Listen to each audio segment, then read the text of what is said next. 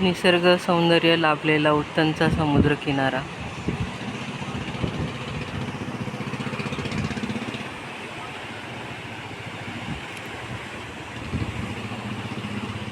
मोठ्या बोटी समुद्रात मासेमारीसाठी जातात आणि मासेमारी केल्यानंतर छोट्या बोटीद्वारे किनाऱ्यापर्यंत मासे पोहोचवली जाते. मासळी छोट्या बोटीद्वारे किनाऱ्यावर आल्यानंतर ती वाहनाद्वारे इतर ठिकाणी पोहोचविली जाते. असा हा उत्तनचा सुंदर समुद्रकिनारा.